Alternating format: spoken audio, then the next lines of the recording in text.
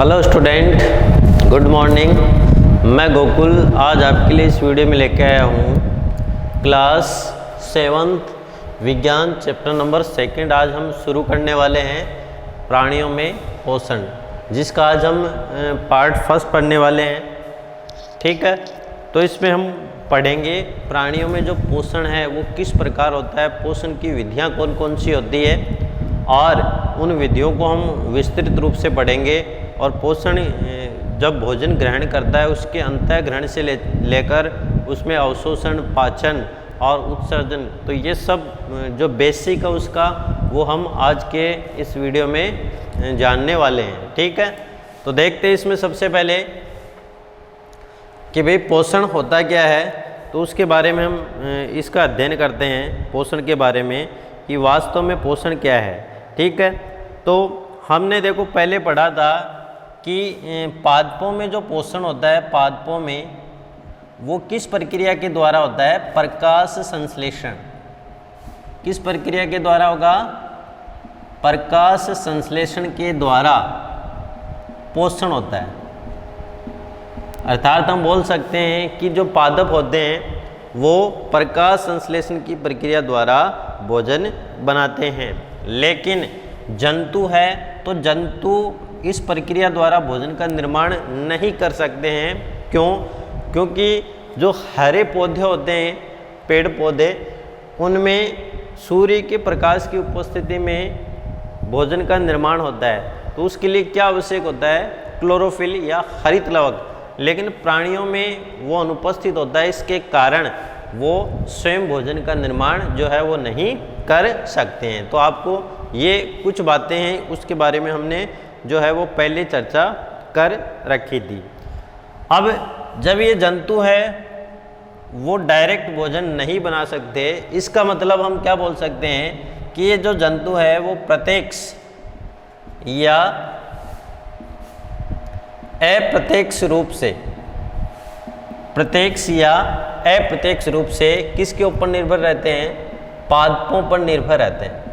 कौन रहते हैं, जंतु या जीव जंतु निर्भर रहते हैं। या तो आप डायरेक्ट मान लो या इनडायरेक्ट मान लो, किसके ऊपर निर्भर रहेंगे, इस पादपों के ऊपर निर्भर रहते हैं। ठीक है, अब उनमें से देखो कुछ जंतु है, कुछ जंतु ऐसे भी हैं जो कुछ छोटे जीव जंतु है उनको अपने आहार के रूप में भोजन ग्रहण करते हैं। और जितने भी पेड़ पौधे, पादप हैं, वनस्पति है, उनसे प्रत्यक्ष या परोक्ष रूप से जो जंतु है वो अपना पोषण प्राप्त करते हैं। तो इसका मतलब हम बोल सकते हैं कि ये पौधे हैं वो तो स्वयं भोजन का निर्माण करते हैं, लेकिन जीव जंतु है वो अपना भोजन स्वयं नहीं बना सकते हैं। तो आपको ये कुछ बातें हैं वो ध्यान में रखने की आवश्यकता होती है। ठीक है,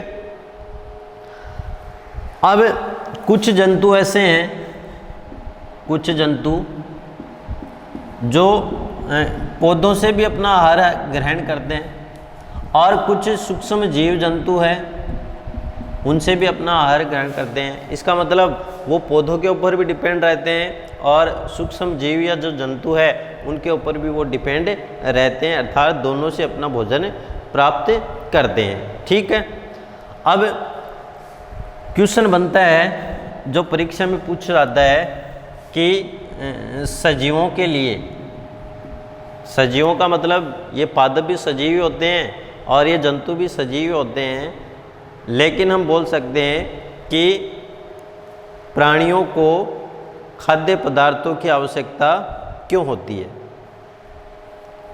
सजीवों को खाद्य पदार्थों की आवश्यकता क्यों होती है। अब ये क्वेश्चन बनता है यहाँ से और परीक्षा में पूछा भी जाता है, तो इसका आंसर क्या होगा। अब देखना, जितने भी सजीव है जिसमें पेड़ पौधे आ गए उनको भी खाद्य पदार्थों की आवश्यकता होती है, और जीव जंतु हैं उनको भी किसकी आवश्यकता होती है, खाद्य पदार्थों की आवश्यकता होती है। इसका मतलब हम बोल सकते हैं मानव सहित सभी जीवों को वृद्धि जिसमें मानव भी शामिल है, मानव सहित सभी जीवों की वृद्धि शरीर को स्वस्थ और गतिशील बनाए रखने के लिए, मानव सहित सभी जीवों की वृद्धि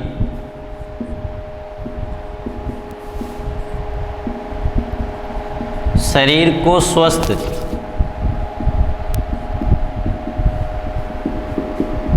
तथा गतिशील बनाए रखने के लिए, गतिशील बनाए रखने के लिए खाद्य पदार्थों की आवश्यकता होती है। बस ये आपको ध्यान में रखना है कि खाद्य पदार्थों की आवश्यकता क्यों होती है। तो शरीर की सभी जीवों की वृद्धि शरीर को स्वस्थ व गतिशील बनाए रखने के लिए इसको जो सजीव है उनको खाद्य पदार्थों की आवश्यकता होती है। ठीक है, तो आपको ये कुछ बातें ध्यान में रखनी है। उसके बाद में आपको ध्यान रखना है कि प्राणियों में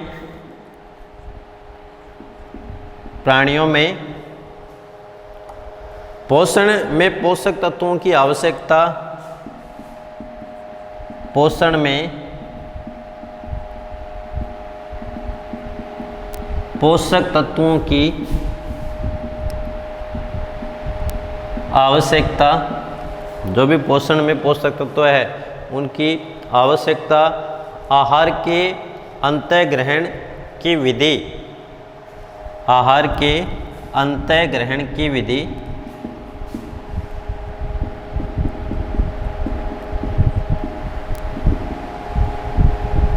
तथा यानी आहार का अंदर ग्रहण करना, भोजन का अंतःग्रहण करना, तो उनकी कौन कौन सी विधि है और शरीर में इसके उपयोग की विधि सन्निहित सम्मिलित है तथा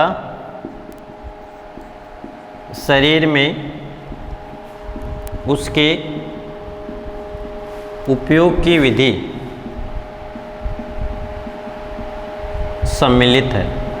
तो ये ध्यान में रखना है कि प्राणियों में पोषण के लिए पोषक तत्वों की आवश्यकता सबसे पहले, उसके बाद में आहार के अंतःग्रहण की कौन कौन सी विधियां हैं और शरीर में उस आहार के उपयोग की कौन कौन सी विधि है। तो ये सब क्या है, इस पोषण की घटना जो होती है उसके अंतर्गत शामिल होता है। ठीक है, उसके बाद में हमने जो पिछली कक्षाओं में देखा था कि एक जो संतुलित भोजन होता है, उस संतुलित भोजन में विभिन्न प्रकार के पोषक तत्व पाए जाते हैं।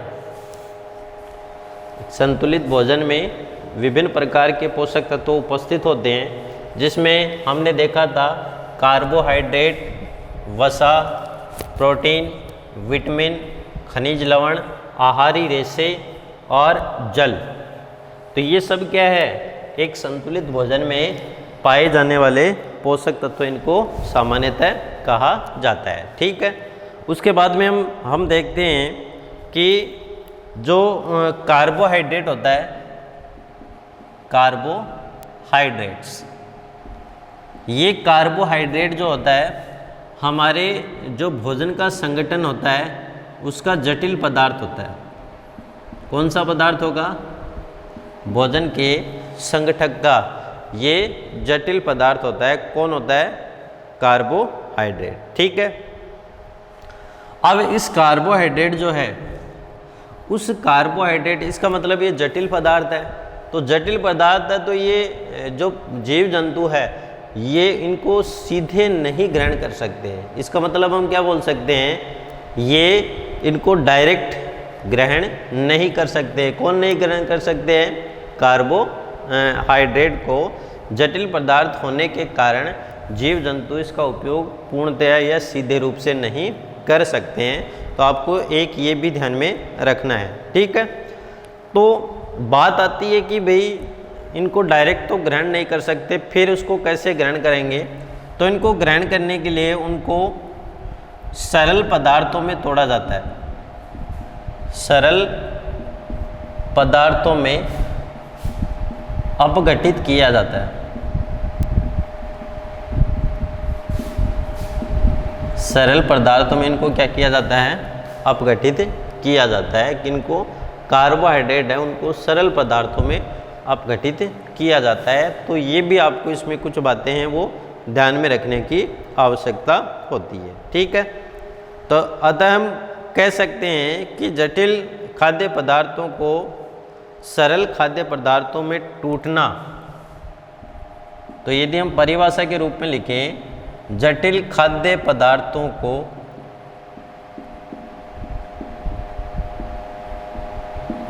जटिल खाद्य पदार्थ, जैसे हमने कार्बोहाइड्रेट लिया था, को सरल खाद्य पदार्थों में सरल खाद्य पदार्थों में टूटना या विखंडित होना क्या कहलाता है, विखंडन कहलाता है। क्या कहलाता है, विखंडन कहलाता है। यानी उनका सरल खाद्य पदार्थों में टूटना की जो प्रक्रिया होती है उसको क्या बोलते हैं, विखंडन कहते हैं। और ये जो विखंडन का संपूर्ण प्रक्रम है तथा इस प्रक्रम को क्या बोलते हैं, पाचन कहते हैं। क्या कहते हैं, पाचन कहते हैं। तो ये जो संपूर्ण प्रक्रम होता है, इस प्रक्रम को किस नाम से जाना जाता है, पाचन के नाम से जाना जाता है। तो आपको ये कुछ बातें हैं वो अच्छे से ध्यान में रखने की आवश्यकता है। उसके बाद में अगला पॉइंट है खाद्य अंतःग्रहण की विभिन्न विधियां।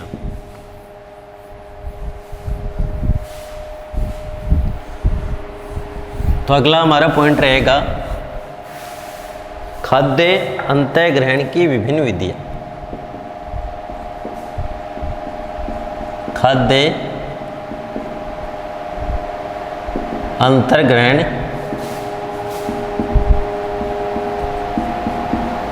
की विभिन्न विधियां। तो खाद्य अंतःग्रहण की कौन कौन सी विधियां हैं जो होती है, तो वो आपको इसमें देखना है। तो सबसे पहले इसमें हम बात करते हैं कि भोजन के अंतःग्रहण की विधि विभिन्न जीवों में भिन्न भिन्न होती है। जैसे कोई एक कोशिक जीव है तो उनमें भोजन के अंतःग्रहण की विधियाँ अलग होती है, क्योंकि उनका शरीर एक कोशिका से निर्मित है, तो उनका शरीर सरल है, इसलिए उसमें जो अंतःग्रहण की प्रक्रिया वो एकदम आसान होती है। लेकिन कई जैसे बहुकोशिक जीव होते हैं तो उनमें भी कई प्रजातियाँ होती है, तो उनके शरीर के संरचना के अकॉर्डिंग उनमें भोजन के अंतःग्रहण की विधियाँ होती हैं। तो हम बोल सकते हैं भिन्न भिन्न जीवों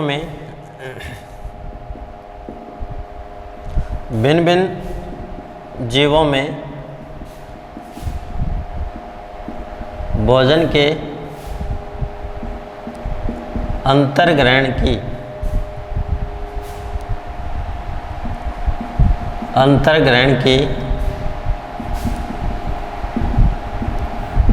विधियाँ भी भिन्न भिन्न होती है।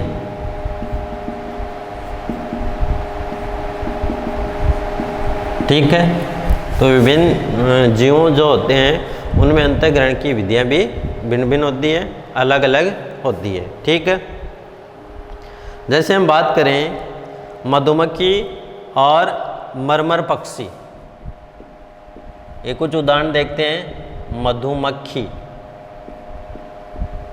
व मरमर पक्षी, ठीक है, यह इसको हम बोलते हैं हमिंग बर्ड।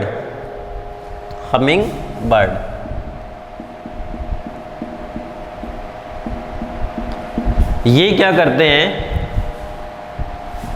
पादपों से या पुष्पों से, पादपों के पुष्पों से या पुष्पों से लिख सकते हैं, मकरंद चूसते हैं। ये लो भाई, तो हमें पता है कि भोजन के रूप में जो मधुमक्खी होती है या जो मरमर पक्षी होते हैं जिसको हमिंग बर्ड बोलते हैं, ये पादप के जो पुष्प होते हैं या लताएं होती हैं, उनके जो पुष्प होते हैं, इसका मतलब हम बोल सकते हैं चाहे लता हो चाहे पादप हो, तो उनके जो पुष्प होते हैं तो उन पुष्पों से क्या करते हैं, मकरंद चूसते हैं। ठीक है, तो ये आपको ध्यान में रखना है। उसी के साथ मानव और कुछ अन्य जंतुओं में शिशु माँ का दूध पीते हैं। जैसे मानव है, वह कुछ अन्य जंतु जैसे गाय भैंस, ठीक है, कुछ अन्य जंतुओं में जो शिशु होते हैं माँ का दूध पीते, माँ का दूध पीते। तो ये भी आपको ध्यान में रखना है। जो मानव और कुछ अन्य जंतु जो डायरेक्ट क्या करते हैं, माँ है उसका दूध पीते हैं, ठीक है। उसी के साथ जैसे अजगर जैसे सर्प वंश के प्राणी शिकार को समूचा निकल जाते हैं। साथ ही जो अजगर होता है, ये अजगर क्या करता है, जो शिकार आता है, शिकार कोई भी जैसे चूहा हो या कोई भी जैसे खरगोश हो, बिल्ली हो, तो ये शिकार को पूरा निकल जाते हैं, पूरा निकल जाते हैं, ठीक है। तो शिकार जो होता है उसको ये पूरा निकल जाते हैं। तो ये भी आपको इसमें कुछ बातें हैं वो ध्यान में रखनी है। उसके साथ यदि हम और अधिक जानें तो हम बोल सकते हैं कि कुछ जलीय प्राणी अपने आसपास पानी में तैरते हुए खाद्य कणों को छानकर उनका भक्षण करते हैं। साथ ही कुछ जलीय प्राणी जैसे मछली है और भी बहुत सारे जलीय जीव होते हैं। तो ये जो जलीय जीव होते हैं वो क्या करते हैं, जलीय प्राणी जल में पाए जाने वाले सूक्ष्म जीव जो भी उनके भोजन के रूप में होते हैं, जल में पाए जाने वाले जो सूक्ष्म जीव, या हम बोल सकते हैं जल में तैरते हुए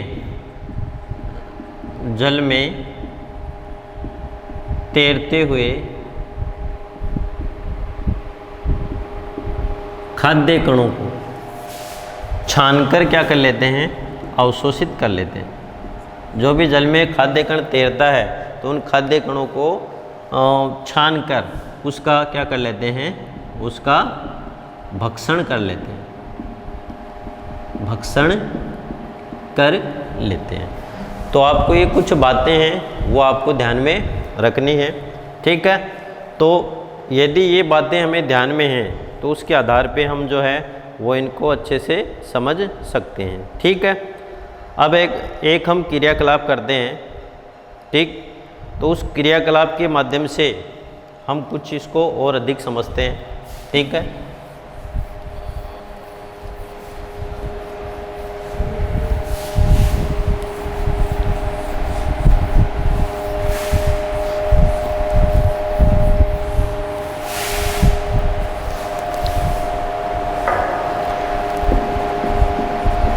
क्रियाकलाप, यदि इसको आप ध्यान से समझोगे तो ये जो अंतःग्रहण की जो प्रक्रिया होती है प्राणियों में पोषण, तो उसको कुछ बेसिक वो आपको पता चलेगा, ठीक है। जैसे आपको कुछ जंतुओं के नाम लिखने हैं। जैसे मान लो कुछ जंतु आपको दे दिए, जंतु का नाम, ठीक है। उसी के साथ आहार का प्रकार और आहार की विधि, आहार का प्रकार और आहार की विधि, ठीक है। अब जैसे मान लो आपको नाम दे दिया, जैसे मक्खी दे दिया, फिर जैसे मच्छर दे दिया, फिर जैसे आपको दे दिया जूं दे दिया, और उसके बाद में जैसे चींटी दे दी। ये आपको कुछ पक्षी दे रखे हैं, जंतु दे रखे हैं। अब बताओ उनमें आहार का प्रकार है, तो ये आहार कौन सा आहार ग्रहण करते हैं, बताओ। मधुमक्खी कौन सा आहार ग्रहण करती है, मकरंद है। मच्छर क्या करता है आहार के रूप में, जो मनुष्य है उसको डंक लगाता है तो वहाँ से जो रक्त चूसता है, इसी प्रकार जैसे जूं है तो वो सर में होती है, तो ये भी क्या करती है, रक्त चूसती है। ठीक है। इसी प्रकार जैसे चींटी होती है तो चींटी डंक मारती है, ठीक, या डंक मारती है, इससे सूजन होती है, या उसको आहार के रूप में हम दे दें तो छोटे खाद्य कण होते हैं। तो आहार की विधि कौन सी है, ये चूसती है। तो आहार की विधि का यदि हम प्रकार लिखें तो हम क्या लिख सकते हैं, चूसना। और ये रक्त है, ये भी चूसने की विधि द्वारा, ये भी चूसने की विधि द्वारा, और ये छोटे खाद्य कण होते हैं, तो इसको हम बोलते हैं कि भाई ये कुतर कर खा सकती है। हल्के छोटे कण होते हैं, उनको कुतर के ये खा सकती है। ठीक है। तो ये आपको कुछ बातें हैं वो इसमें ध्यान में रखने की आवश्यकता होती है। ठीक है। या हम बोल सकते हैं जैसे ये छील के खा सकती है, और ये जो जूं होती है, जूं, तो वो चूसती है, इसको हम बोल सकते हैं चूसण भी आप बोल सकते हैं। ठीक है। उसके साथ जैसे मच्छर है, तो मच्छर को हम क्या बोल सकते हैं, ये चूसण की प्रक्रिया अर्थात भेदन की प्रक्रिया से भी ये डंक जो है वो मार के हमें नुकसान पहुंचा सकते हैं, अर्थात ये भोजन का अंतःग्रहण इन विधियों के आधार पे कर सकते हैं। ठीक है। तो इस प्रकार जो है वो आज के इस वीडियो में हमने जाना कि जो प्राणियों में पोषण जो होता है वो किस प्रकार होता है, तो उनके सामान्य तरीके कौन कौन से होते हैं, इनका जो बेसिक है वो आज की इस वीडियो में हमने जाना। अगला वीडियो जो होगा उसमें हम प्राणियों में पोषण की जो विभिन्न प्रक्रिया होती है, उनके चरण होते हैं, उनके बारे में अगले वीडियो में पढ़ेंगे।